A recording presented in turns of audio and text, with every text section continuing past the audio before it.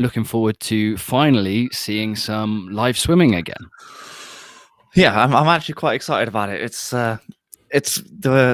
not many people in it, but it's actually the best swimmers that we have. So it's exciting to see. Yeah. So in case you're watching at home, what we are going to do in this live stream is we are watching the British Swimming live feed of the Manchester International Swim Meet. Now, we aren't going to have that in our live feed purely because it would absolutely destroy both mine and Dan's Wi-Fi's to broadcast that to you. So if you are interested in watching the swimming, there is a link in the description of this video for you to follow and watch along for yourself. But what me and Dan are going to do is we are going to give our own commentary, we are going to give our live reaction thoughts, and then in between time we are going to just talk about swimming. I think that's a pretty good plan, don't you reckon? Yeah. So as you can see, there is the live chat as well for this video. So if you have any questions or comments that you want us to answer while we're watching the swimming, feel free to comment along. But we're going to give basically our live reactions to this swimming because it's been a long time coming. It has been a long time coming, and I'm really looking forward to it. And we start with a pretty good race, actually. I don't know if you've looked at the final setup, but it starts with a women's 400 free, and yeah, there's some good names here actually. I think the race is going to be in the middle of the pool, though. There is, yeah. So is it Holly Hibbert who's going in as fastest qualifier? Yes. Yeah. So I think we would expect her to qualify for the Olympics or get selected. So. Yeah. So she is one of the leading lights in 400 freestyle. So it's great to see her in the pool. I mean, this meet itself, I wouldn't expect to see any rapid times. I wouldn't expect to see any world records, anything like that. But again, it's a good chance for them to get racing again, basically. Yes, yeah, and Holly Hibbert, she did 4:10 this morning, and I think her PB is around 4:7, 4:8. So if she can get anywhere near that time, would be perfect, to be honest with you. And it looks like she's gone out pretty fast already, actually, which is good. Good to see. Yeah. I mean, what stage are swimmers at in their cycle of training right now? You've been an elite swimmer. You've done the elite swimming program. You've done the Olympic cycle. It's February. Trials are usually April, and then Olympics is July. What stage are they likely to be at when they're racing right now? Is it full speed? Are they in a massive training block? For the distance swimmers, so for these girls right now, they'd be doing a lot of distance. This is where the hard meterage come in. And I think you had your episode with Matt Richards, actually, and he's even a sprinter, and he's just done the most amount of meters he's done in his career. So he said, yeah. So they should be pushing pretty hard right now. And if the target is April, which is the trial meet, then they should be pushing pretty hard right now, and then possibly bringing it down when March, maybe end of March happens, to be tapered ready for the trials. Yes, yeah, and then obviously the work comes back in just before Tokyo. So yeah. So that's why we're not really expecting massive things. But again, it's good to have that heat swim, that final, and kind of go through the process that you would do if you got to the Olympics, basically. Because for a lot of these girls that are swimming right now, it might be some of their first attempts at kind of a major meet where you progress through the rounds. And with there being less swimmers, especially, you're going to have that chance to race the heats and finals, because if there's a bigger field at British Champs, which hopefully we'll see, but I'm kind of highly doubtful right now. Yeah, it's a bit of a tough one. There may not be a chance for some of the the swimmers, say, who are in lane 1 and 8 right now. They might not get to progress through to the final like the practice they're getting now.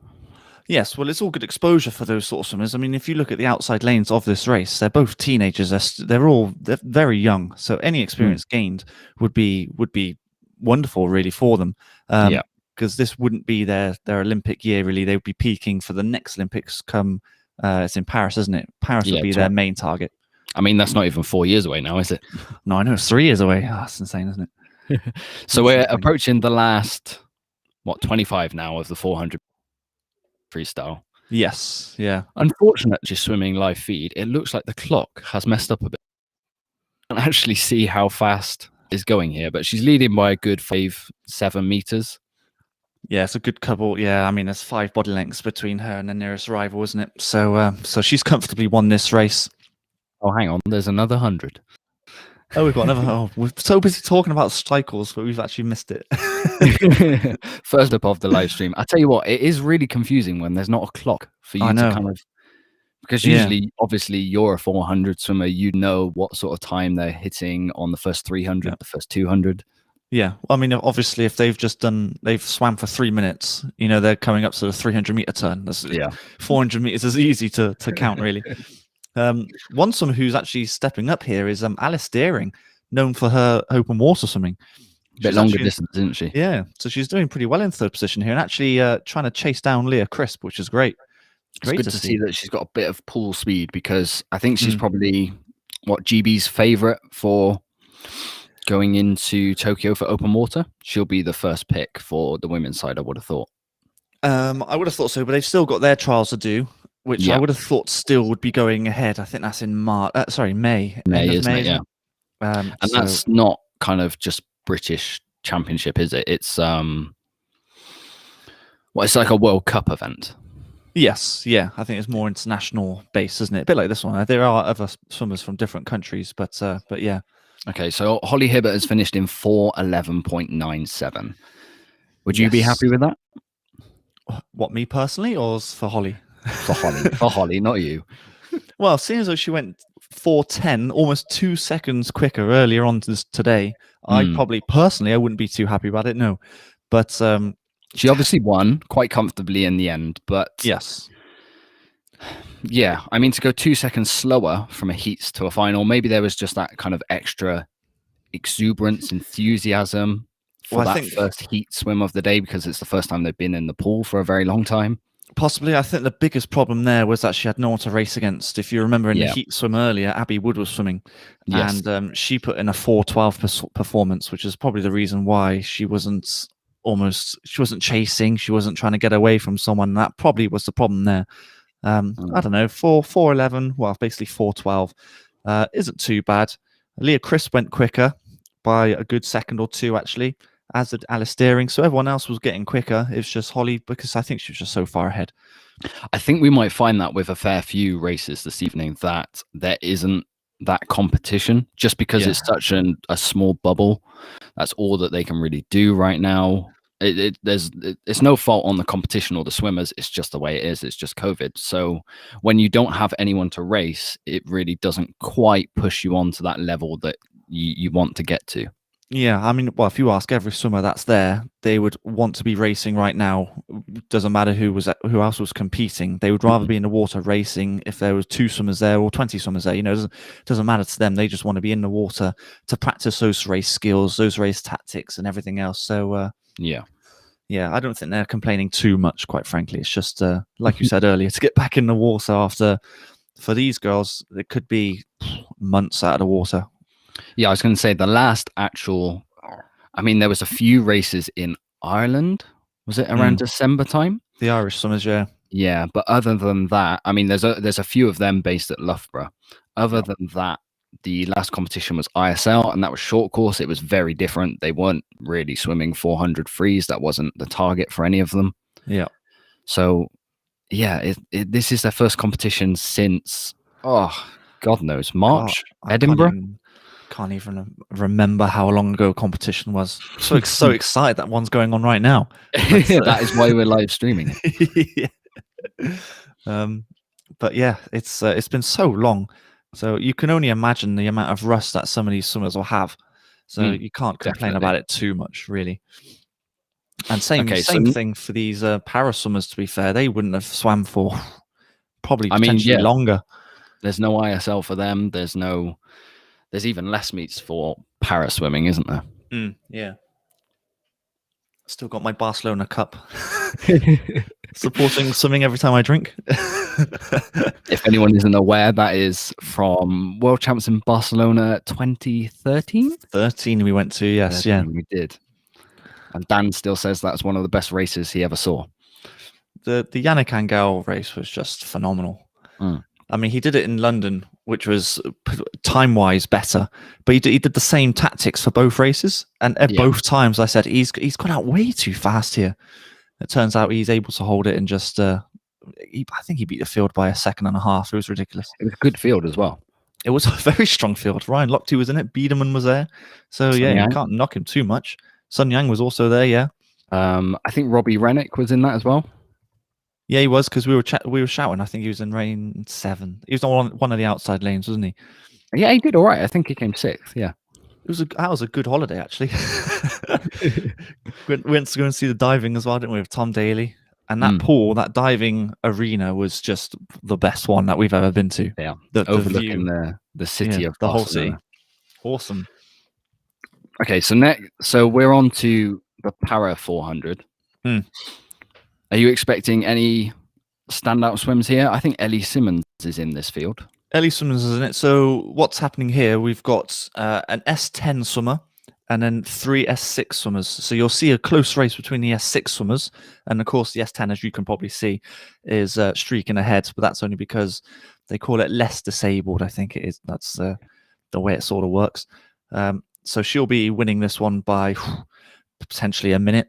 But then the other 3 will be very tightly contested. So that's where the race will be. That's where the excitement will be. And yeah, I suppose Ellie Simmons is the most well-known out of the 3, out of all the swimmers in the water. And so would she be favourite? Not so sure, actually. But based on this morning, she's 2 seconds slower than the others girls. So we'll see if she can bring it back this evening. It is good to see that through every event and final that we've got on for this meet, there is para swimmers swimming. So in a time when, I mean, you just have to look at the start list of this meet. There's barely anyone there. It kind of shows how little the numbers are that are in the pool. So even though there are very, very few numbers in the pool, we've still got para swimmers swimming in this country. Oh, it's good. We have to, because I can't remember what year it was, but we had a better performance from our para swimmers than we did our fully able swimmers. So we have to fund them, because essentially they're better than us. You only have to look at Ollie Hind, Sam Hind, winning golds, breaking records. You have to support these guys, and it's great to see them in the water, and so many of them as well, which is great. Yeah. It looks like the feed has fixed its clock, so we won't be making the same mistake as we did in the first race. Yeah, we can count. That's good. That's handy. We can chat along and still count the lengths. It's always frustrating when graphics do that, because I watch the darts as well, and of course you're watching the graphic the whole time, because you're just counting down from 5:01, aren't you? And of course when it freezes, you're like, I have no idea where the game is. I haven't got a clue. I'm not counting. And same with swimming. You need that clock there, otherwise you've got no idea how many more lengths they've got. Well, we had this debate during ISL, because they're obviously trying to bring this new kind of style to swimming, this new format for everyone to kind of, I don't know, get on board with. And it was almost a shock to the system when they were just showing points. They weren't showing what time everyone swam. We were just like, okay, they won, but come on, what they go? What they go? What kind of level was that swim? We have no idea. Yes, they won 9 points, but what does that mean? But by the end of it, it kind of, your mindset shifted a little bit, and they kind of flexed towards people wanting the clock, but you were still looking for the wins. You weren't looking for the times unless it was a world record, really. Yes, yeah. I mean, I can understand where they're coming from, where it's a bit like it's NCAAs, where it's all about just getting the win. Times are completely irrelevant. So I understand it's a very American thing. It's just a shock to the system for us Brits, isn't it? Yeah, well, I'm brought up, well, not just me, everyone in this country is brought up with time. And if your time's not good enough, then you know if it was a bad swim. It might feel great, but if you're aiming, for example, a 4 minute for a 400 free, and you end up going 4:05, you just know it's a bad swim. You can't explain it, but you're 5 seconds off. It's terrible. But I think that mindset might be shifting slightly. In this country, there's a slight deviation away from the times now. I don't know whether COVID's the reason for that, or whether there's a new deep down kind of readjustment in British swimming, but times are kind of less important. It's more about the results and where you finish in a race.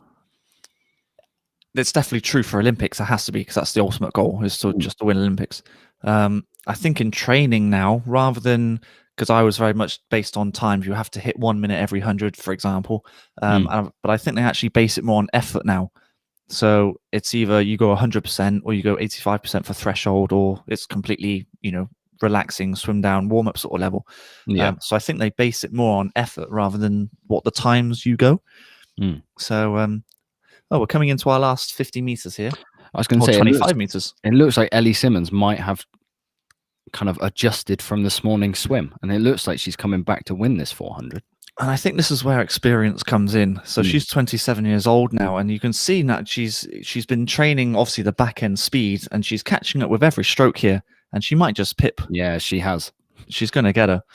And again, yeah, that's just experience for her. So she went 5:35 this morning, and she's ended up going 5:29, so 6 seconds reduction from her time this morning. And yeah, there you go. That's that experience of swimming heats to finals, isn't it? That's Yes. a real showing of it. To Yeah. drop almost 6 seconds difference. Yeah. I mean, if you look at Grace Harvey, she went exactly the same time. So she did the right thing of going out hard this morning and doing the same sort of time this evening. Maisie went about 2 seconds, maybe even 3 seconds quicker. So, you know, they are getting better, which is great. You do need to get this practice of heat swims and getting faster for the finals. So yeah, good swimming all round there, actually. So next event is the men's 400 meters freestyle, and this is actually quite a stacked field, isn't it? It is actually, and actually There's a lot of potential coming through as well. Yeah, so there's Felix Obeck, who at the ISL swam the second fastest short course 400 freestyle. You did, yeah. At the end of last year, and then there's Max Litchfield as well. Yeah, not really known for his 400 free. He's more of a 400 IMer, but obviously he's so well drilled aerobically. I was going to say, if you can do a 400 IM, you can do a 400 free. You can do a 400 free. That's usually you can do most events. To be fair, yeah. I mean, on our podcast, we've had plenty of people who've done kind of IM swimmers, 400 IMs, and the stories that they come out with of the sessions that they have to do. I mean, what was it? 2 weeks ago, we spoke to Hannah Miley. Yeah. And she said, oh, yeah, we do, 1,600 IMs in training? Because if you can do a 1,600 IM, you can do a 400 IM. That's the way you look at it. So, I mean, she's not wrong. If you can do, if you can do a 1,600 IM, you're right. Yeah. So, yeah, they're getting stronger. I mean, I remember Marco Koch as well, who's a 200 breaststroker, and one of his hardest sets was a 400 IM followed by pretty much a max 100 breaststroke, and then repeat that eight times. Jeez, that's uncomfortable, isn't it? So you're a 400 IM, 400 free swimmer. Sorry, you got me confused now. I'm sorry. You were a 400 free swimmer back in your day. What sort of time would be a good time now for these guys? You got to go sub 4, which all of these guys should do. That's just a given for making any final, really. I mean, based on their times earlier, the fastest time was Dan Jervis in 3:51. I would be, 3:51 is pretty good. If you think that to win Olympic gold, you're going to have to go about 3:42, 3:43, I reckon. That would probably win it. Okay. So these guys are about, 8 seconds off, something like that. So if you can get below 3:50, then you're on the right track, definitely. Especially this time of year, like we've discussed. Yeah. And these guys, especially these guys would be in a very hard training period right now. So going sub 3:50 would be a pretty good accomplishment, which I do believe Dan Jervis might just do here. Yeah. And he might take Felix with him, or the other way around, because Dan always does go out fast. So we'll see. Definitely. I mean, it's a field where there's a lot of potential either side as well, isn't it? On those outside lanes, they're coming through well. Yeah, well, you only have to look at, I think it's Kieran Bird at Bath, who is he's doing very well at the moment. 22, so he's not on the young side of like the 18 or 19-year-old and William Bell in lane 2. But I think he's looking pretty strong at the moment, so expect a good swim from him as well. Yeah. But I would have thought the big three in the middle of Max Litchfield, Dan Jervis, and Felix Obeck will take this out. We'll take this out, yeah. And I think they're all going to follow Dan. Max is a fierce competitor. I mean, we saw that in the heats earlier, trying to keep up with Felix. So it wouldn't surprise me if it's the big three in the middle that take it out and hold it. It does look like Max has taken this out quite hard. Well, I mean, it's good to see different tactics, because he's known for coming back quite strongly. So if he's able to go out strongly and hold it, it's a good gauge to see for future races anyway. So there's a few swimmers missing from this race as well, isn't there? So usually we would see, I mean, Jimmy Guy's got the fastest 400 free in British history. You've got Tom Dean as well, who's not racing it. Maybe it's the fact that they're in, because they're both down at Bath. Maybe it's that they're in such a strong training block right now. That's why they're they're not racing this 400 free. They're sticking to the shorter distances, because we both saw them we saw them both in the 100 fly. Yeah, I honestly believe that Jimmy Guy has changed his training, because I don't think he wants to do a 400 free. I think it's quite painful. So he needs to practice his 100 fly for our chances in a 4x1 relay. Mm-hmm. Yeah, and especially I guess with both races in the same session, it's very unlikely, really, that many swimmers are doubling up at this meet. Especially when there's only one heat per race. Yeah, there's not much rest time, is there, between events? I mean, for example, if Jimmy Guy or Tom Dean were about to do this race, they'd be doing a 4-minute swim, let's say, and then maybe 2 minutes later, jump in for 100 fly. Literally about 2 minutes later. Tough. It is tough. Good training, though. I don't know why they wouldn't do it, but if I'm their coach, I'd be pushing it. But yeah, I think you're kind, aren't you? Yeah, I think Jimmy Guy has changed his tactics. He wants to aim for the 100 fly, and the 200 free, because that 4x200 free, when it comes to Tokyo, is probably one of GB's strongest events now. Possibly. If we have Tom Dean, Duncan Scott, and Jimmy Guy, and the fourth one's pretty much up for grabs at the moment, we're looking pretty strong, actually. And yeah, really hope this 400 free is very interesting. Max Litchfield took it out very strong, and Dan Jervis has kind of sat on his shoulder, but now we're on to the second half of it, and Felix Obak has kind of hit another gear. He's shifting away here.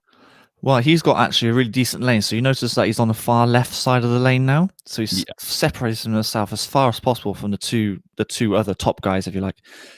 So they don't get any sort of drag or momentum currents from his swim. So he's doing it tactically, position-wise in lane perfectly. And I was always taught to not sprints, but definitely increase the pace for the third 100. Yeah. So he's done. It looks like he's doing that. He's done a classic 400 tactic, really. And now now the other two have realised, Dan Jervis and Max have now realised how far ahead Felix is, and now they've started to push on. So we're looking forward to a good 100 meters here. Yeah, I tell you what, on that fifth 50, it did look like Dan Jervis and Max Litchfield were breathing in the wrong direction. Yeah, definitely. We're always one for saying that very rarely see people race by lateral breathing these days. Yeah, I think mechanically it's pretty impossible to do a gallop stroke breathing every 3. Unless you're going to breathe every 4, which you need the oxygen, especially for a 400. You need the oxygen in, otherwise you're going to blow up towards the end, which is going to be uncomfortable. Yeah. I mean, you said under 350 is a good time. I would say so. Be a rapid time. He's going quite well, isn't he? He's gone 3:48.0. That's nice. And Dan Jervis and Max Litchfield both go 3:50.2. Yeah. I mean, that's some good swims there in the middle lanes. Doing very well, actually. Bodes well for our 400 meter swim, actually. Tom Dean might be a bit like, oh, crikey. I probably should have raced. Well, maybe. I'm not sure why he chose to do 100 fly over this race. Surely to aim for the freestyle events, but maybe we drop him a message and find out. Yeah, what's going on there? So Felix Obak isn't a GB swimmer. So the reason he's at this meet is because he trains at Loughborough. So he's in the GB kind of bubble, isn't he? Yes, that's correct. Yeah.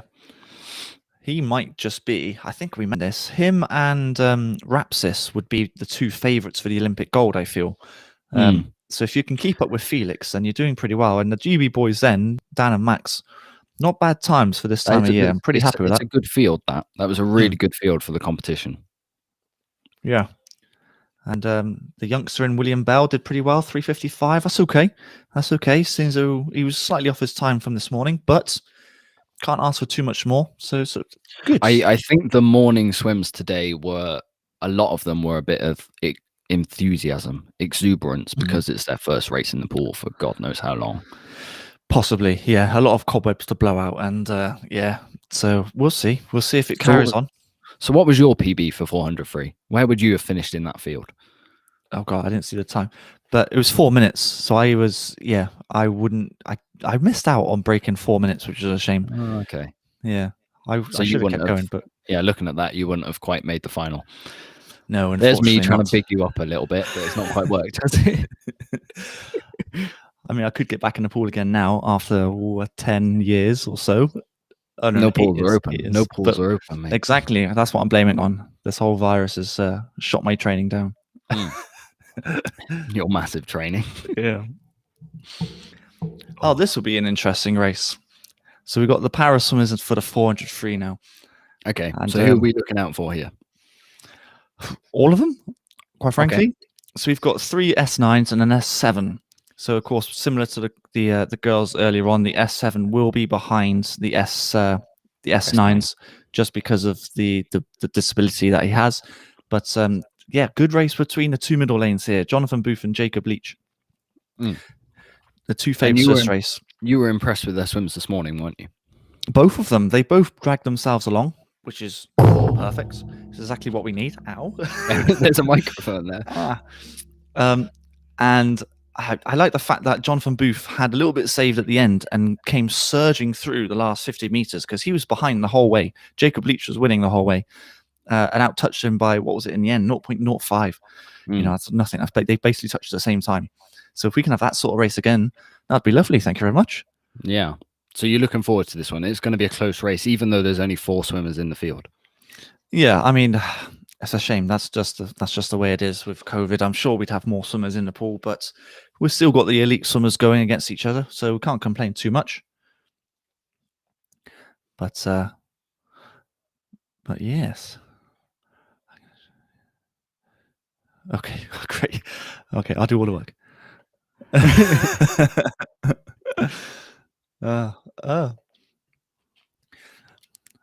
So as you can see, the 2 middle lanes, they've gone out straight away from the beginning, 2 golden lanes.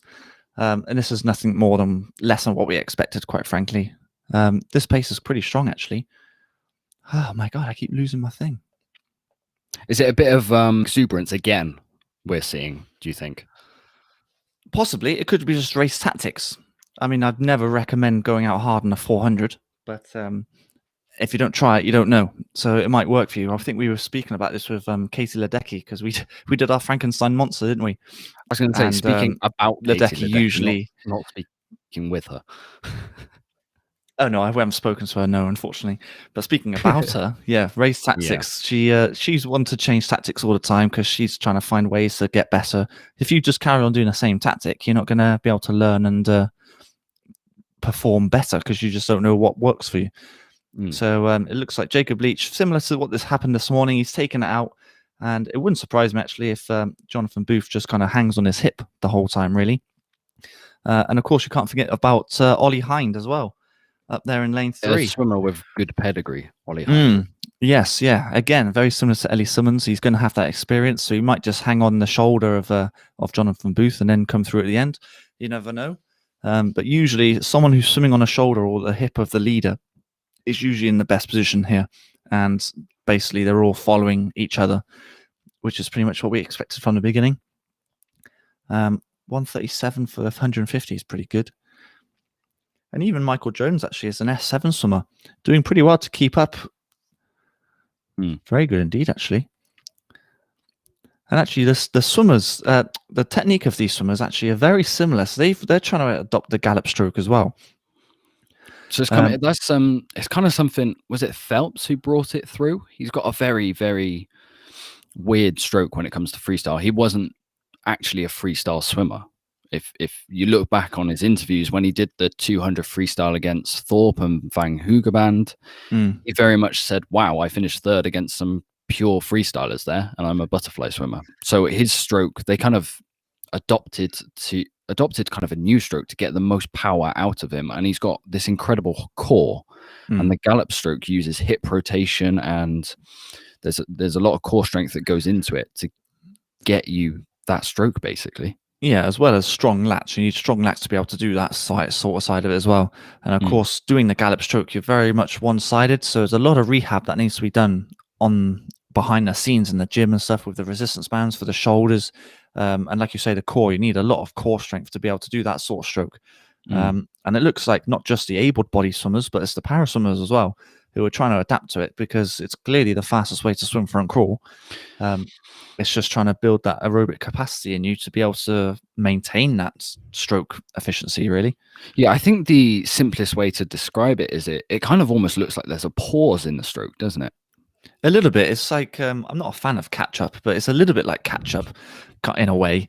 It's kind of like a duh and then duh. So it's but it seems to work, and obviously it's proven. I think it brings the hips a lot higher in the water. That's probably why it's used. But it's good to see that it's going through the rest of the swimming world. Actually, the only swimmer that I can think of is Thorpe to do I suppose Sun Yang. Does Sun Yang?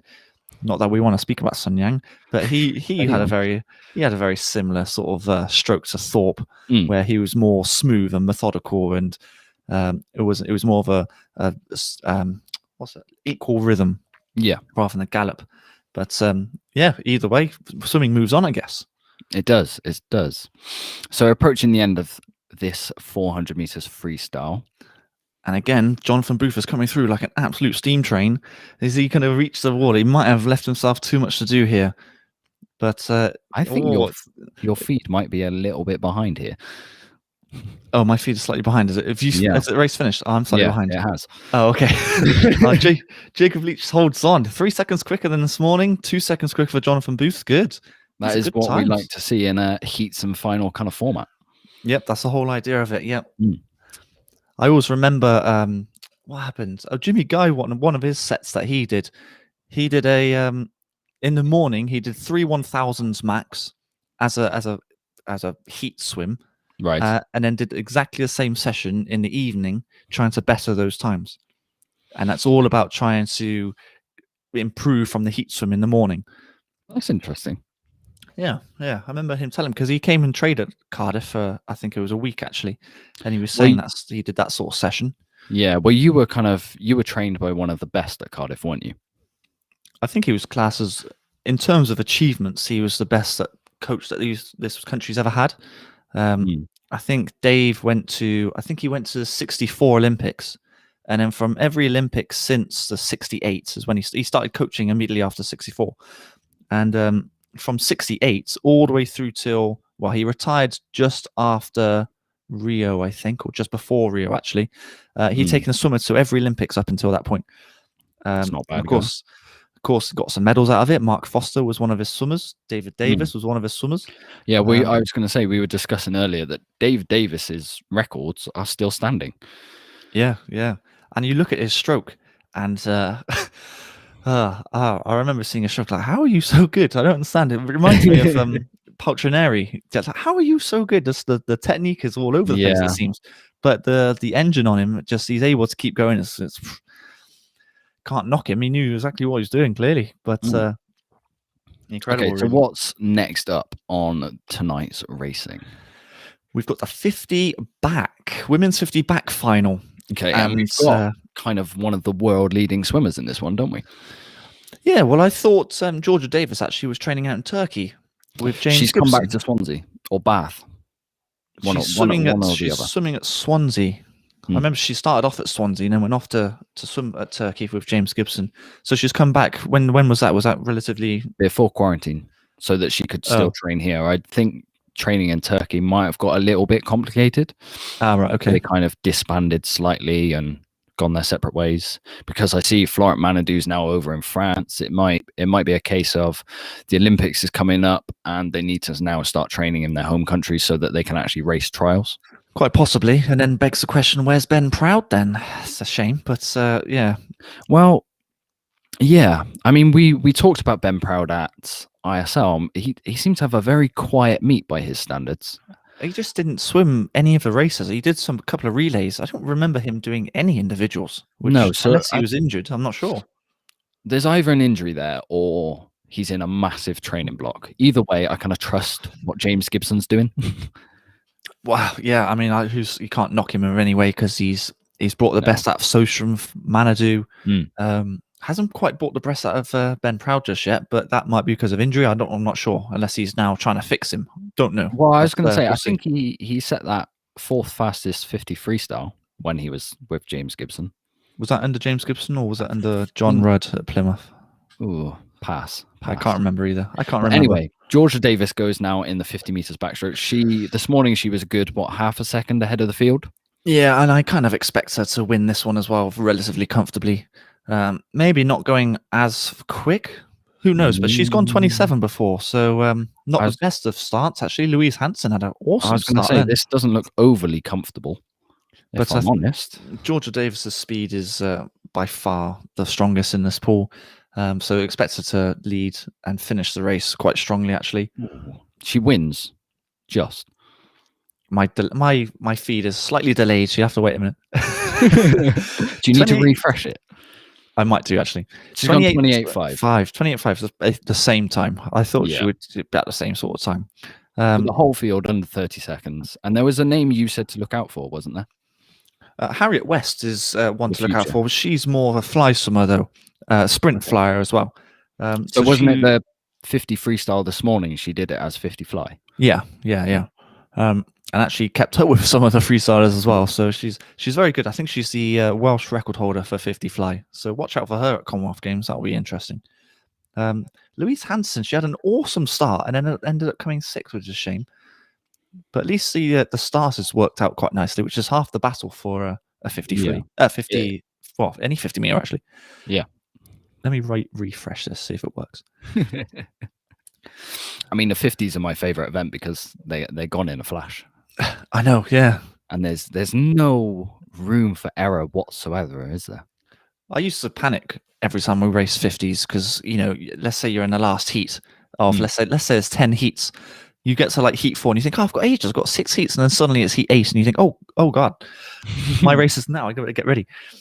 So basically what you're saying is you weren't very prepared at all.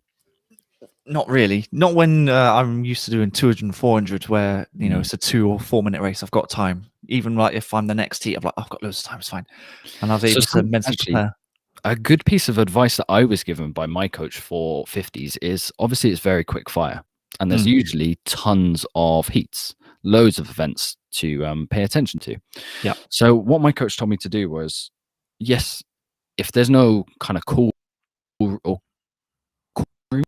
race, if there's none of that and you're on poolside and race, you're kind of just waiting there, then what you want to do is you want to listen from heat 1 all the way to your heat to see if you can spot a pattern with the starter, because reaction times are that important when it comes to a 50, that if you can spot that he's letting them go quick, if you can spot that he's letting them go fast, even though I wouldn't advise people to say, oh, he's gone all of those fast, I'm going to prepare myself to go off the blocks really fast.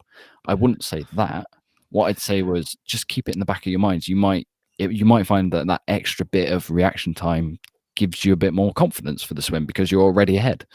Quite possibly. I mean, I'd never do that because the last thing I'd want to do is do a flyer on a 400 free or higher. Oh God, just couldn't imagine doing something all that way. And then let's say you hit a massive PB, which you probably would because you've just done a flyer, so you're like 0.3 quicker off the block or whatever it is.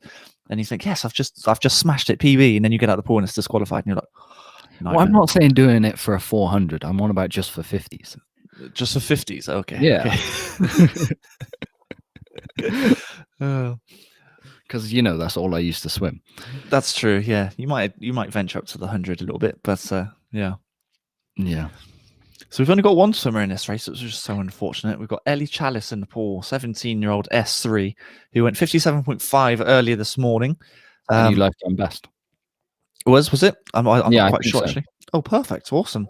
So she can get anywhere near that time then. She's on the right way. We're at 50 seconds, and it looks like she is going to PB here. She's gone 55.61. Cool. So I am a little bit behind still. My refresh has worked a little bit, but not too much. not perfectly. 55.6, a good second off. Oh, no, sorry, 2 seconds off. Nearly 2 seconds off. That's good. Good going from Ellie, especially when you've got no one to race as well. Yeah, it's really tough. I mean, this morning she was in the field with the able-bodied swimmers. And I would have thought that's even harder because over a 50, the sort of wash that she's got hitting her. Yeah, it's not easy, is it? Not easy at all. No. But yeah, well, she's done really well there, actually. Okay, so what's next on tonight's racing list? Tonight's racing list. Have you not got it up? No, this Is is that- why I keep asking you. Is this my job? Is it? I see. Yeah. Right. Well, we're back to the men, obviously, and we're into the 200 backstroke. Okay, so Luke Greenbank. Now, Yes. he is one of the very few swimmers who have already qualified for Tokyo. Yes, and rightly so. I think he deserves his chance to go to the best swimming, the Olympics, the best sporting event you can go to. So the reason he got picked kind of not prematurely, but before everyone else was his results at, was it the 2019 World Championships? So yes, yeah. If any swimmer medaled at 2019, they got to go. That was their place secured already. Yes, exactly. Yes. So with the COVID pandemic, selection policies have obviously changed about quite a lot. We're still a little bit up in the air as to when or when we're going to find out the whole team, because we don't know if British trials are going to go ahead yet. Yeah, I mean, they had to start the process off somewhere, So of course, they had to. PT was always going to go. Duncan Scott was always going to go, and I think they had to. But James will be as well.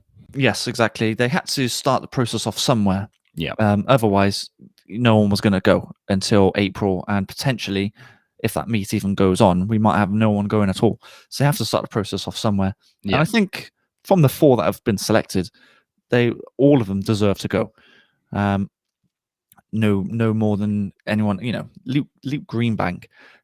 He's a short course record holder for this 200 backstroke. So I'm kind of hoping one day he does beat the James. Is it James Goddard that holds that record? James Goddard, who's got it at 1:55. I think it is. Yeah.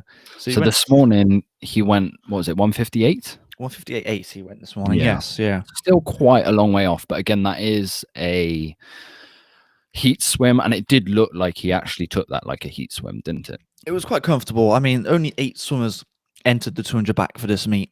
And of course, all 8 are now in the final. So they're basically just redoing exactly what they did earlier. Hopefully they will go faster. Obviously, that's the whole idea. And we shouldn't be just looking at Luke Greenbank here. He's going to win. But it's the other swimmers around him. It's quite a young field. Apart from Luke, who's 24, the oldest swimmer is 28-2. In fact, we've got 4 22-year-olds in this race. The rest of them are either 20 or 19. So it's a very young final, actually.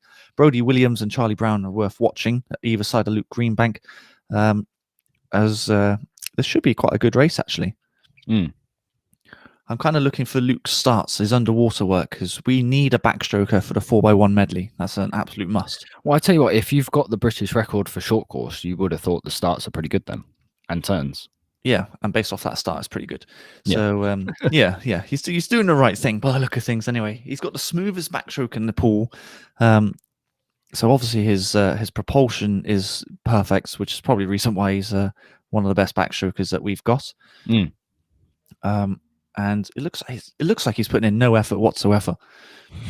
But that's usually a testament always to how good the best swimmers always look like that, don't they? Yes, exactly. Yeah, and actually, it's Brody Williams has turned second there. Good. All right. Nice. So I expect the 2 gold lanes to take it out here and actually hold it towards the end. But we've got some outside burners at the top there, which is good. Jonathan Adam and Elliot Clogg. Good to see. Good competitive racing all around. Oh, there you go. Luke's already gone now. Well, he's pulled away now. We're on to the third 50. And awesome turn. Yeah, he usually takes out the third. The third 50 is where he usually disappears, and now he's already gone. That's good. Yeah. So if you are just joining us on this live stream, what we are doing is we are Propulsion Swimming. We want to give a voice to British swimming a bit more. We don't think it's spoken about enough. That's why we have a podcast, a YouTube channel, and now a live stream. Unfortunately, we can't live stream the British or the Manchester International Swim Meet as part of this live stream because it's not our footage. It would also destroy our Wi-Fi. Yes. So if you want to watch it, the link is in the description of this video. And why don't you just have us talking along as alternate commentary? That's basically what we're trying to do here. Yeah, I mean, we've waffled quite a lot, quite frankly, and sometimes we've actually ignored the racing, which is bad. But We were watching the heats this morning, weren't we? And the commentary was a little bit off, we found. So we thought we'd give it a go for this meet, just to see if anyone fancied it. Really, that was the whole idea behind it. Yeah, we wanted to see if people would be interested in us giving kind of our live reactions to races and, I don't know, talk about swimming a bit more. Yeah. So this is our first kind of opportunity to try this live stream out. If it's something that is successful and people enjoy it, if you do enjoy it, give it a like, give it a share. Obviously, subscribe to the Propulsion Swimming YouTube channel. But if it does turn into something that both me and Dan enjoy, we will do it for future meets. Obviously, our aim initially at the start of this year was to attend British trials and to cover it, do some podcasts there, do some live tweeting, stuff like that. But that doesn't really feel like a possibility right now, does it? Well, I'm imagining that trials is going to be exactly like this one. Yeah. So there's going to be no crowds. We can't even see any coaches on poolside, or barely any coaches. It's literally just the officials and the swimmers. And so I suppose if you want to keep everyone safe, that's the only way to do it. Yeah. So this feed is this stream is very much kind of a tester for us to get used to it. So when the bigger meets come along, so your Olympics, your British trials, your ISL next year, we can give live reactions to those events because we've had some practice in live streaming. Yeah, I mean, it feels like the perfect competition to practice this, I think. Not that many heats, so we can't talk about the swimmers too much, but it seems to be the perfect one right now. But yes, it's gone quite well, actually. So did you want to go through the results of that 200 back, because we kind of missed it in the end? Yeah, feel free to go ahead.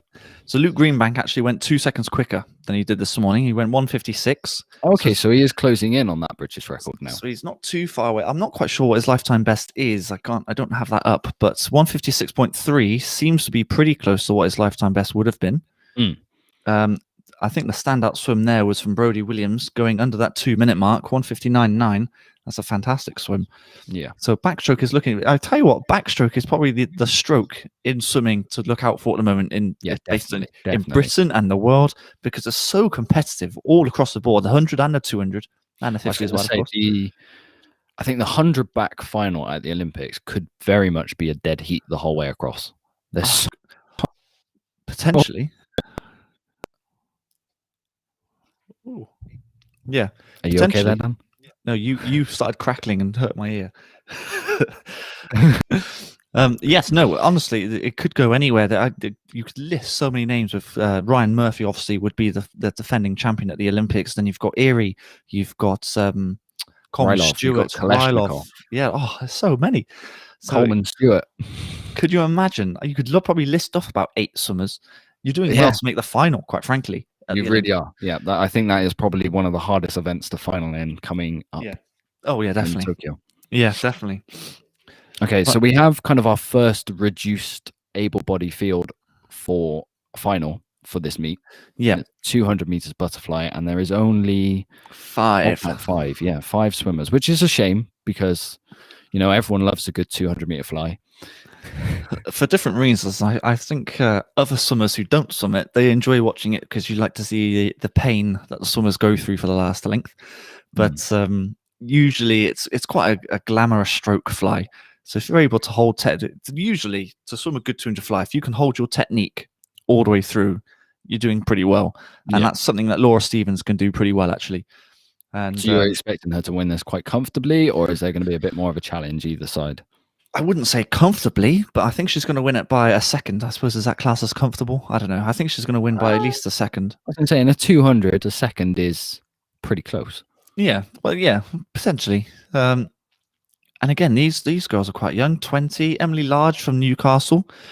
She did a 2:11 earlier, and Laura went a 2:10. So, it is give or take a second.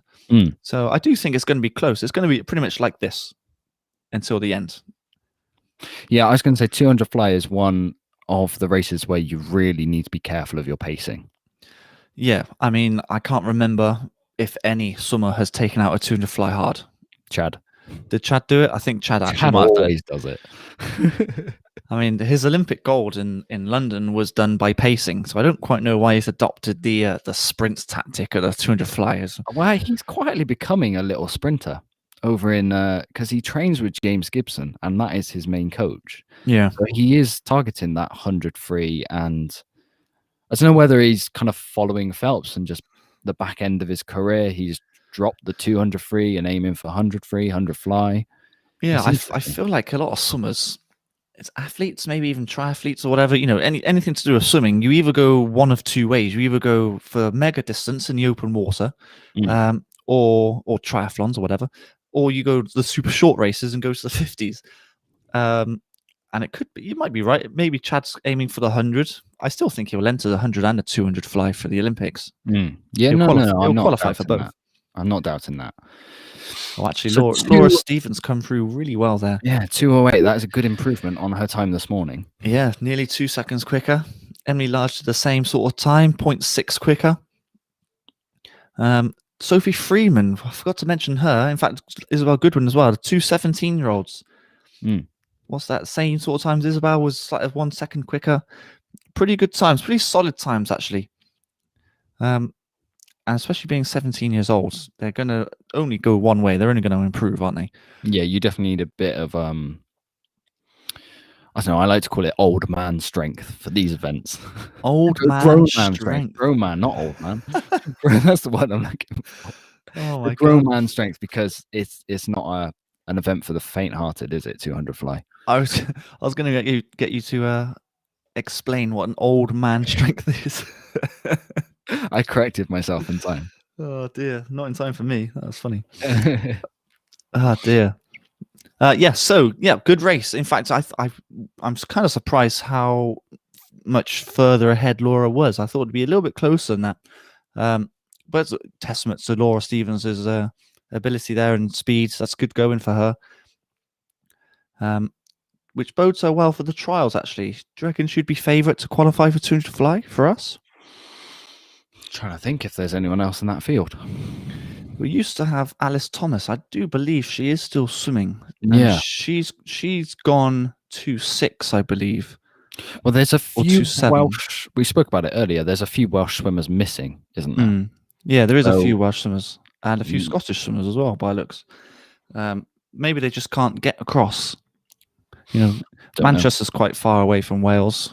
So Scotland, to be fair.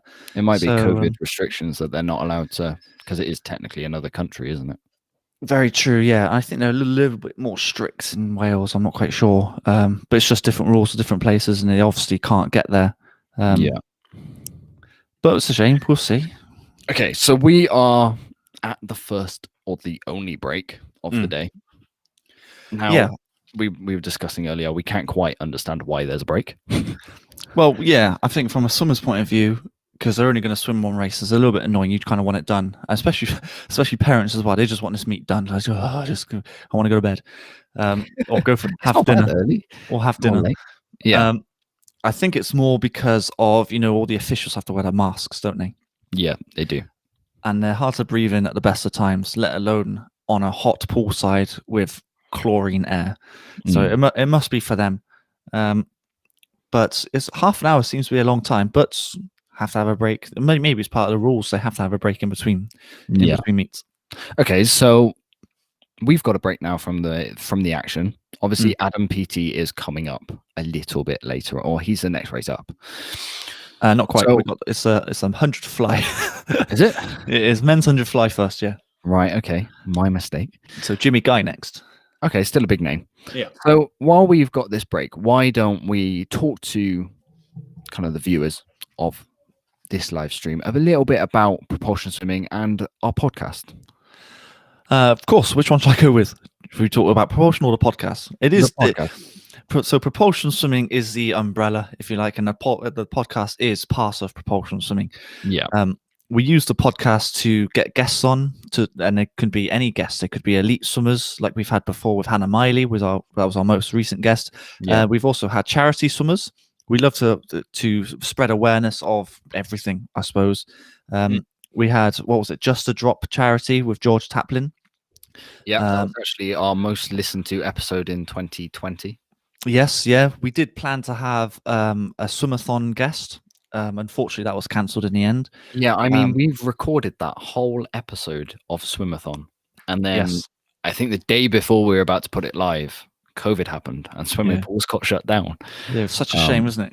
So we kind of had to get rid of that episode, which was a massive shame. But we've definitely lined her up for the future to have her on again. Yes, her name's Laura. So hopefully we will speak to her again and basically just repeats the same episode and of course the changes that's happened and stuff. Swimathon's a good cause that most people have heard of. Yes, of course. It's for cancer and something else which I can't remember now. Mainly for cancer. So yes, yeah. Always a good cause, and we've had loads of charity guests on. We've had a world champion ice swimmer on. We plan to get many coaches on as well. So anyone to do with swimming, we want to promote the sports in every way, shape possible. Yeah, I mean it's usually episode once a week. They're 20, 30 minutes long. You can find us on Spotify, Apple Podcasts, Google Play, Amazon, Audible. Everywhere, basically, you search for swimming podcasts or Propulsion Swimming Podcast, and we should pop up.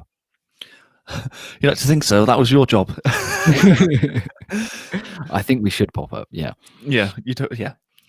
So so we do the podcast. We also, I think, the whole idea was I wanted to put across tutorials. The best drills to improve your swimming. That's the whole. That was the starting block, I think. Because there's a lot of drills that people can do, isn't there?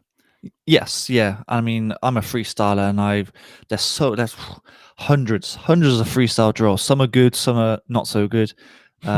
So we want to show you the best drills that are out there, and try and make you avoid some of the ones that have no benefit whatsoever. I was going to say there's a video coming soon, isn't there, about what drills not to do, and one of my favorites is on there. Yeah, so I'm not a fan of catch-up, and I'm pretty sure every swimmer in the world has done catch-up at some stage in their career. I think catch-up is good for you to learn to swim when you're, yay high. But when you get to the sort of competitive level, the county level upwards, you got to get rid of that catch-up stroke, because then it leaves a pause in your stroke, which is the worst thing. And I think Scott's done it so much that his full stroke is catch up. It's really hard to get out of once you've learned it. And I was a 50 and 100 swimmer, and I was swimming it with catch up, and everyone was like, "Oh, you should be doing 400." I'm like, "No, can't do 400." This is a thing that probably surprises everyone. I'd be interesting, just in training, if you do a 50-meter sprint but in catch up, see what time you'd go, because Scott was able to do it in about 24 seconds. Yeah, which is incredible. 24 seconds for 50 catch up with catch up. Pretty good going. I don't think I could do that. It's not a good thing though. Oh no. I mean, if you adopted the straight arm front crawl, then you might be motoring down to a 22 sort of level, which would be good. But unfortunately, I think I'm a long way past that now. Yes, yeah. Old age strength has kicked in. I might not live that down for a while. That's quite funny. Anyway, so what else is coming on the Propulsion Swimming YouTube channel? What else is coming? God, we've got loads of stuff coming up. We have planned a couple of reviews, but of course, with pools being closed as well, it's difficult to do all the filming that would be suitable for them. So we've kind of got them on the back burner at the moment. Same with challenges. We used to do quite a lot of challenges. And again, because of the pools being closed, we don't do those challenges at the moment. So we're mainly focusing on, we've done a lot of dry side videos. Yeah.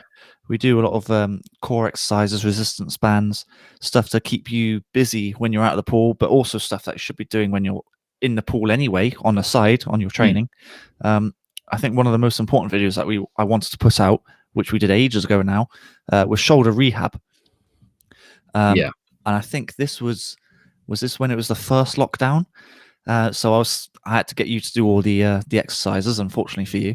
But they're usually quite easy exercises anyway. The resistance bands are supposed to be quite steady and quite loose, just because it's all about just getting the movement going the opposite way. Because swimming is a very repetitive stroke. Yes. Especially if you're distance freestyle, your arms are always going forward in a circular motion.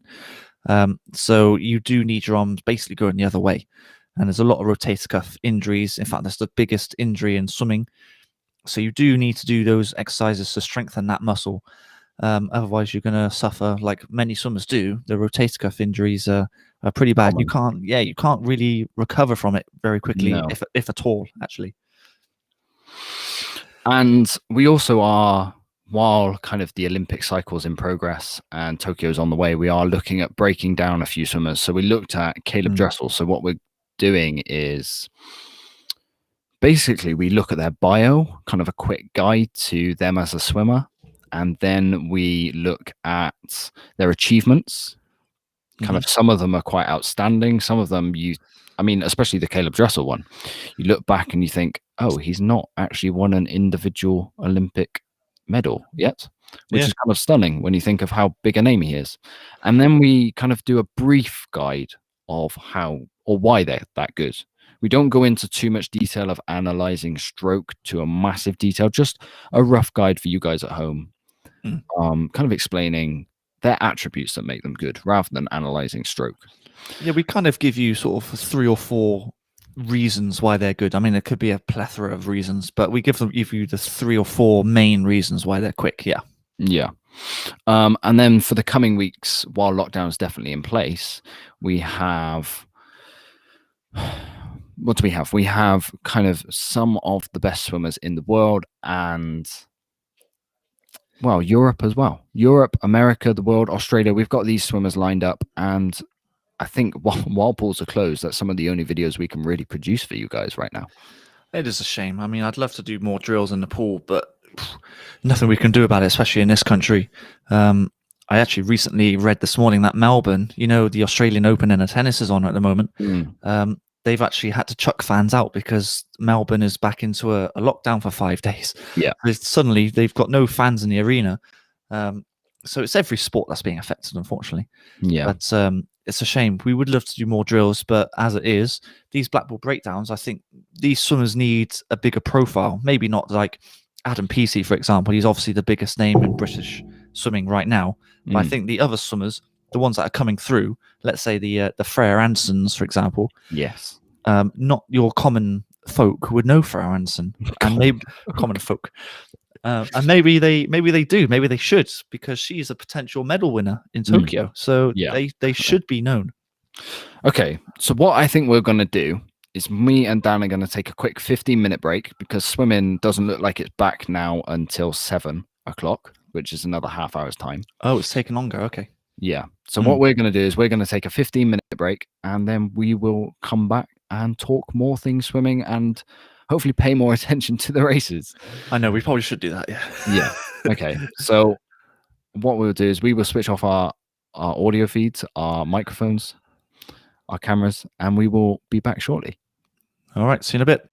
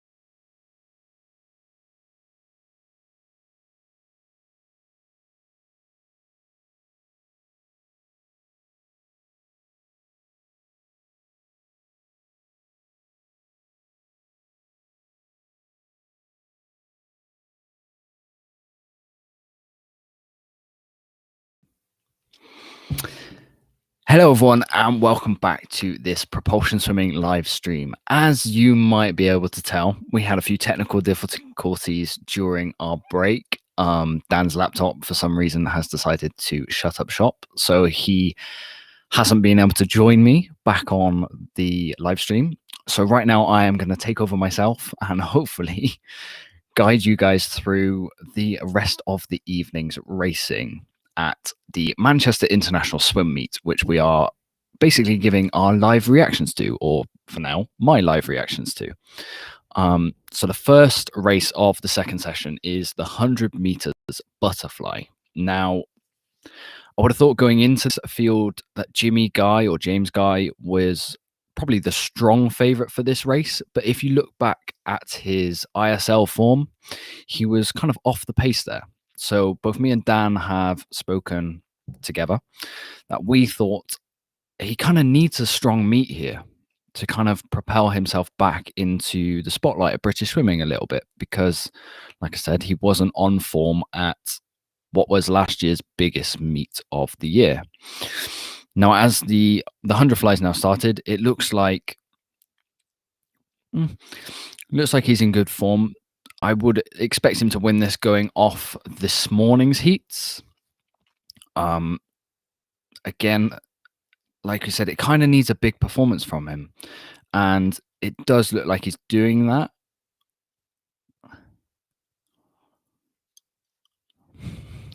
This is a very hard live stream without a co-host. I will tell you that now. So if you are just joining us, the idea of this live stream is we are chatting about the racing that's happening. Obviously, we can't show to you guys the live stream that's on British Swimming's YouTube. It's not our footage to show. It would also destroy my Wi-Fi, and you basically wouldn't get a good end product to view. So if you do want to watch it yourself, it is linked into the description of this live stream. And then you can have us in the background just chatting away if Dan ever manages to get his microphone back on or his laptop back on. So the 100 flies over.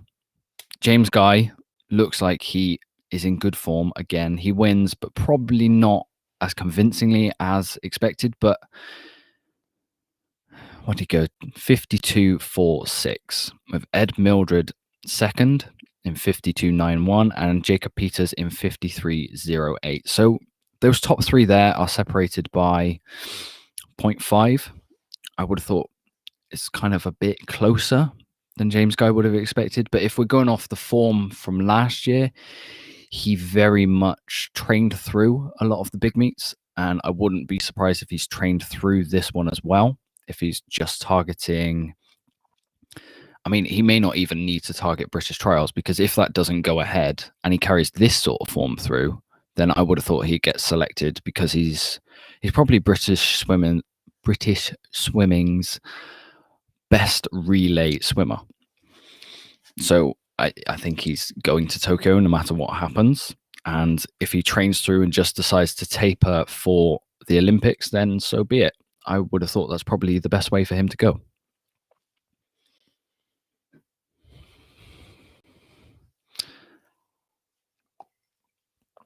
Okay, what I'm going to do is I'm going to see if Dan is anywhere close to fixing his laptop again, and I will be back with you for the next race.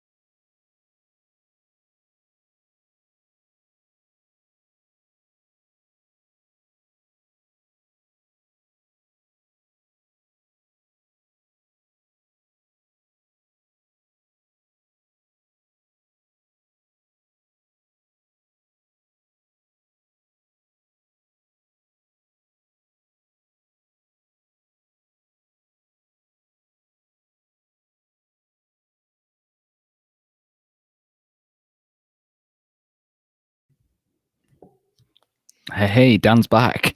Oh my god, the laptop has nearly gone through the window. I tell you what, our first live stream, at least we can iron out the cracks. Oh man, that was Or painful. the creases. Okay, so we're on to the 200 meters breaststrokes final. And if anyone didn't see the heats this morning, I would say this is probably the most stacked field out of any race that we are going to see during this meet. From 1 to 7 in this final, there are big names galore. It's, I mean, I would say it could go anywhere, but I don't think that's true. I think Molly Renshaw has got this in the bag. It's, but she's not going to win it easily. I mean, she looked quite comfortable in the heats this morning, but I think it's going to be slightly different in the final tonight. Sorry. Yeah, I mean, you've got Abby Wood in there, and she is predominantly an IM swimmer, but in the IM, her strongest leg by a mile is probably that breaststroke leg. Possibly, yes. Yeah, she's quite good. It's kind of under the radar as well.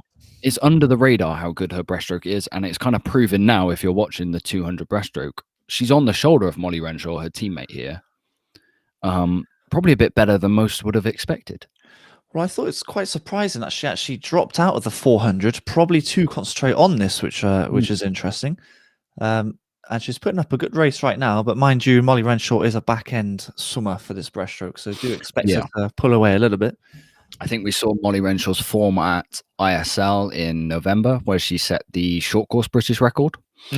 Yeah, I think she's very much the form breaststroker for British swimming, but I mean, 2 swimmers can go to Tokyo, so I wouldn't be shocked to see Abby Wood selected.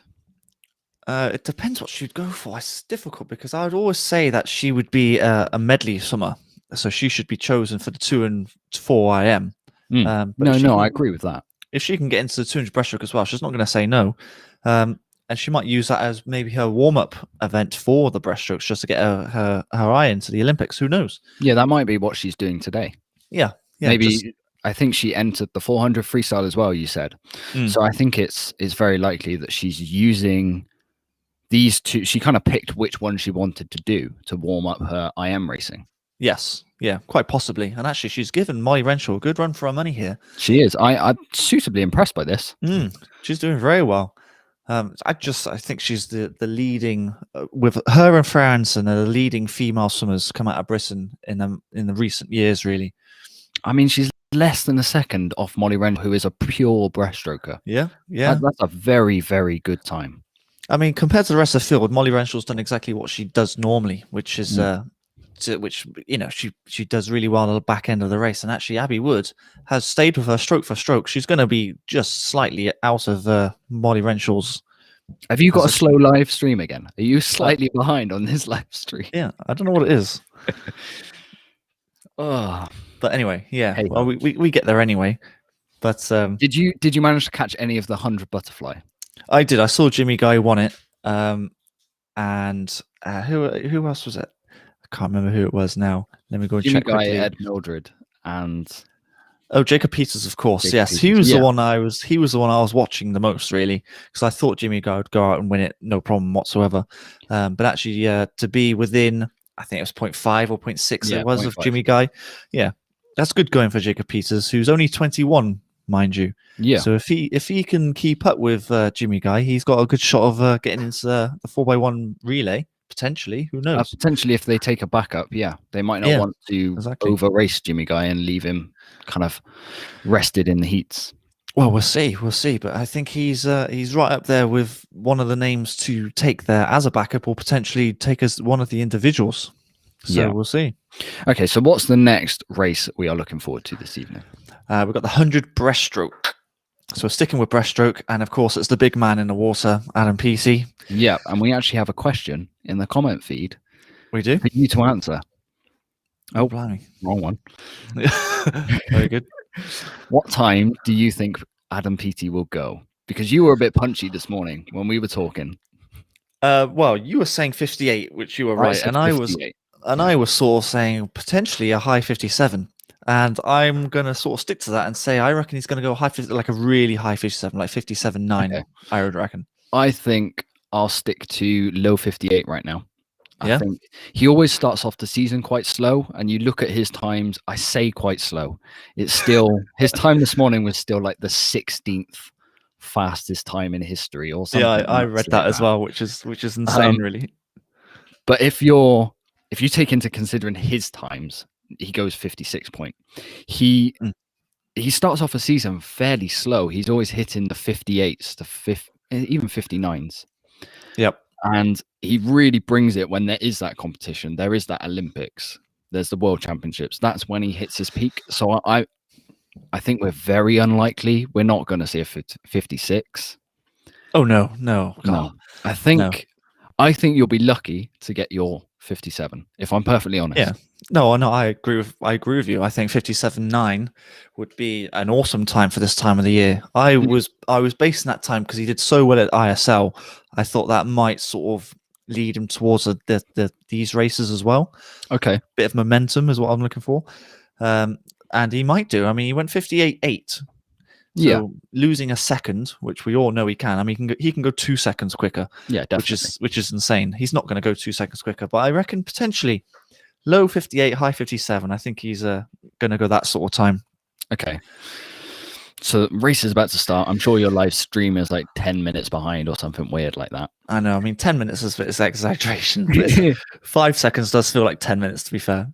It's interesting. If there's any young swimmers out there, what you can see from Adam Peaty is the start isn't overly important in breaststroke.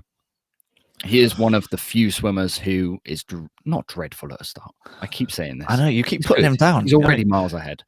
But it's not his strongest strength. Breaststroke is all about your swim speed. You're on top of the water. Yes, I mean, you should have seen his starts way back when he started. He was half a body length, no exaggeration, behind everyone on the start. And now he's level. It's a massive improvement for where he's come. And this is the reason why he's gone 56.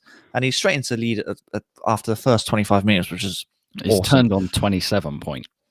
Oh my God, I'm really far behind. So I'm 10 seconds behind. Okay. Yeah, you're miles behind. I'm miles behind. Okay. So go on. Is your prediction of 57 going to come through? Ooh, I think it might be close, you know? I can't even comment because I'm so far behind. Oh, you went 58.8 again. Oh, really? Yeah. Exactly the same time. So there you go.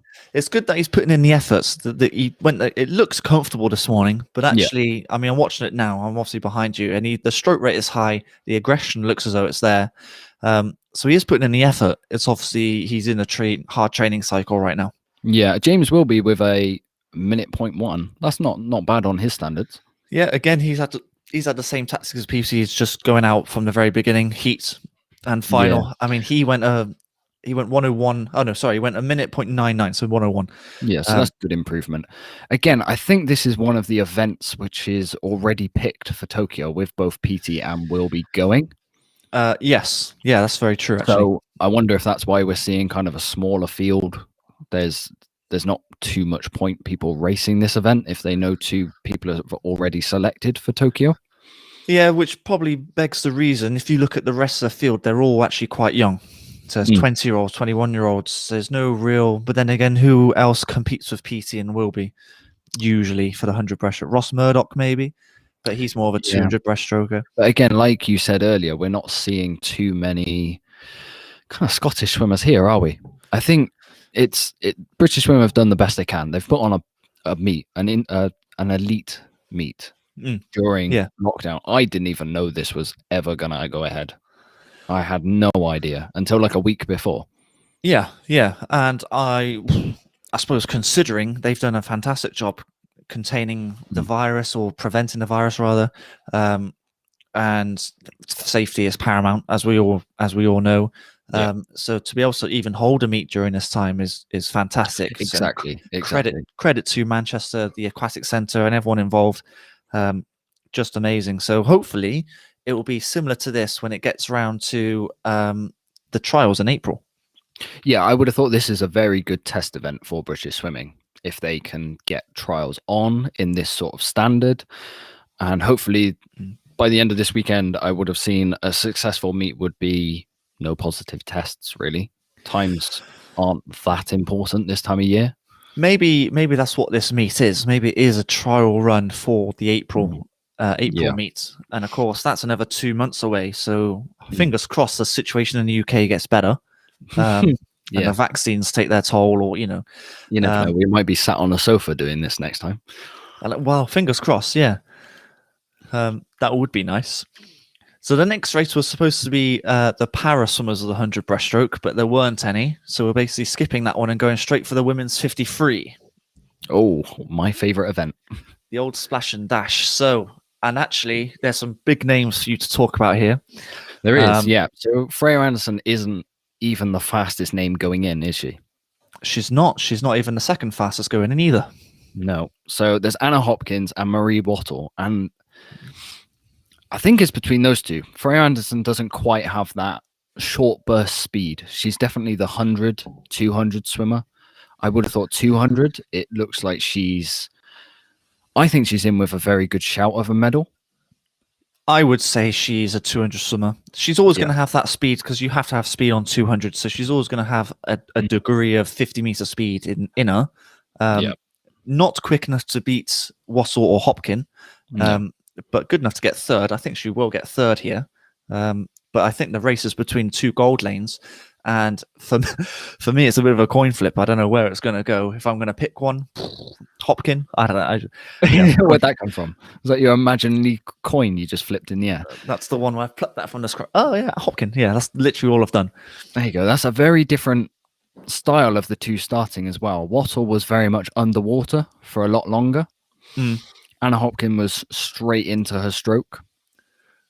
It depends how you want to look at it. I mean, I watched a video the other day actually of the progression of 50-meter freestyle over the years, and of course, way back when it was literally dive and swim straight away, and now there's more underwater work. But it depends on the type of swimmer. Dressel obviously uses the whole 15. Manadu comes up quite quickly, so it depends what your strengths are. But I tell you what, in the end, that was very comfortable for Wattle. It was actually very comfortable. Jeez, 24/7.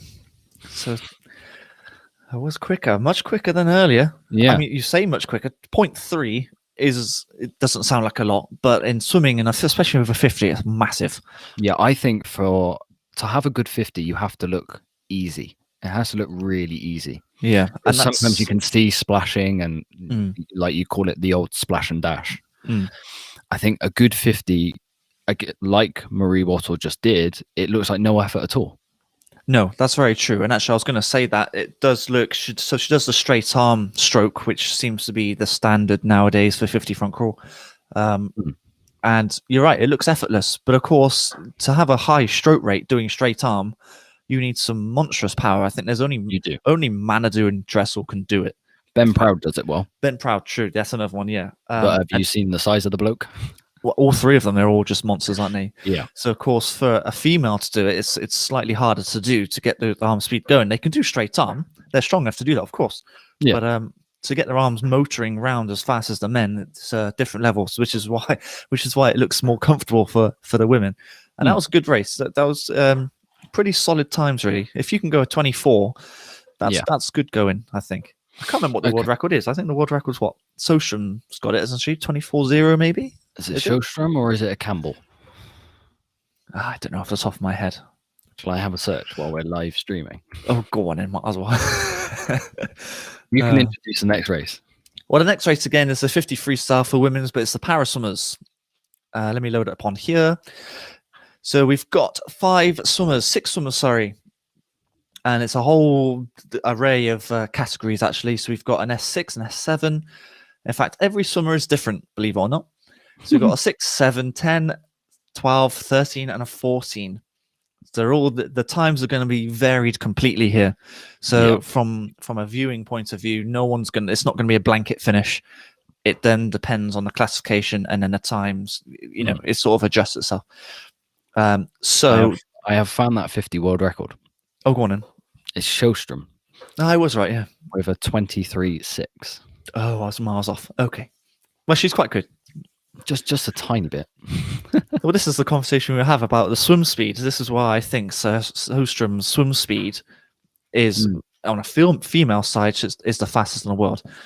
But of course, when you put her against Adam Peaty, like we were for our Frankenstein monster, it's a little bit different, isn't it? Yeah. I have a question to put to you here. Oh, wonderful. It's a tough one. It's a tough one. Okay. How much research have you done? 0. There you go. Do you know how the point system works for para swimmers? Oh my gosh. I used to back in, because they had that, was it Lexi, I think it was? Yes. I think it was Lexi for London 2012. And I learned so much, and now it's not quite there now. When was that? That's nearly 10 years ago now. So no is the answer to that question. Okay. So what we're going to do, we are hopefully going to live stream successfully the rest of this meet, which goes on Saturday and Sunday. So your task for tomorrow's live stream, before any para swimming takes place, is to learn the point system and present it to everyone. How does that sound? Wonderful. Wonderful. Yes. Well, let's just do it. Absolutely. It's not like you've got a job right now. Full-time furlough. It's full-time. So, No days off. No days off. No. So Hannah Russell, as expected. Oh, no, not as expected. I mean, Louise Fids did pretty well. Sorry. Pretty much the same time as what they did this morning. So, you can't. You don't usually see too much fluctuation in the 50 times, really, do you? Not really. The only thing that changes from heats to finals, I remember Ben Proud was talking about this once, or was it Dressel? Maybe both. That they do this heats where they breathe twice, then the semis they breathe once, and then the final they don't breathe at all.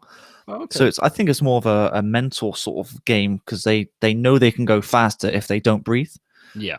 So, and what you do usually see in the 50s is the world records being set in the semi-final. Yeah, that's true. What you usually see, because there's less pressure. You're not slipping the water, which is a very common thing in a 50 freestyle. Well, if you think about it, the semi-final is all about the times. Yeah. And then the final is all about the placing. Yeah, and that's why the times aren't as quick. So that's probably the reason why. And like you said, there's less pressure, and they kind of go for it more on a semi to make the final. And some people, if they make the final, like, oh, I've made the final. I've kind of completed my goal. For some swimmers. It's kind of weird sometimes how the more relaxed you are when you're swimming, and it kind of you perceive as putting less effort in, sometimes the faster you go. It's like in the athletics where you see them race the 100 meters in the semi-finals at the Olympics, where the top 3 who are going through. And they kind of, it looks like they step off the gas after 60 meters because they've already won. And they're still set, probably sometimes or most of the time, a faster time than they do in the final, because there's less pressure. It's kind of, that's how it looks. It's a weird one with sports, because you want to be as relaxed as possible, but also at the same time apply as much pressure, as in pressure on the water, as possible. And same with every other sport. I mean, Usain Bolt always talks about his form for the 100 meters. And amazingly, I can't quite get it because I'm not into the athletics coaching side. But if you think you're running for 9 seconds, you just bomb it, don't you? You just get down to the other end as quickly as possible. But apparently, it's technique is really important with the high knees and the elbows. And swimming is no different. You need the perfect technique, being relaxed, but also keeping the pressure on the water and the catch and the feel. And so, which is the reason why drills are important. Yeah. So we have the last event of the night, the 50 meters freestyle, my favorite event for the men's. And we have 2 previous podcast guests on here, Matthew Richards and Joe Litchfield. But amazingly, it's a 17-year-old who's the fastest qualifier for this final, Jacob Whittle. And it's a bit like we said earlier, there's no pressure on him at all. No. So that might be why he's got the fastest time going into this final. 2 middle lanes, they are the outdoor sprinters. Yes, you'll see the. Sorry, go on, Karen.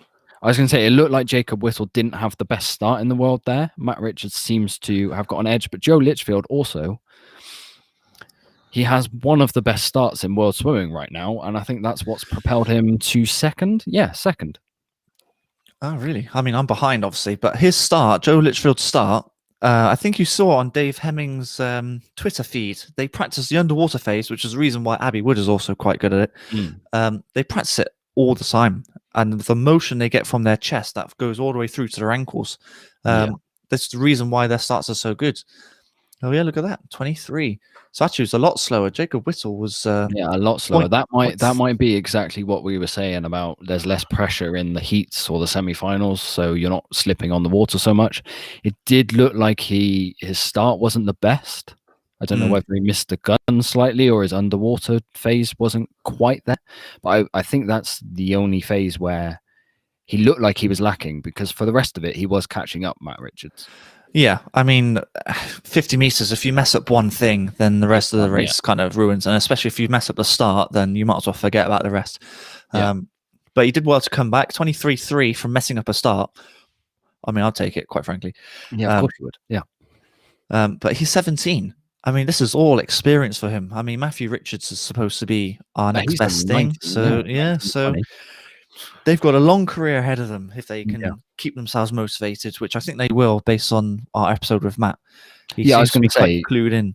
If anyone hasn't listened to the podcast yet with Matt Richards, please do check it out. We spoke about what he's going through right now with training and how he did kind of hint that there was a meet like this in the pipeline.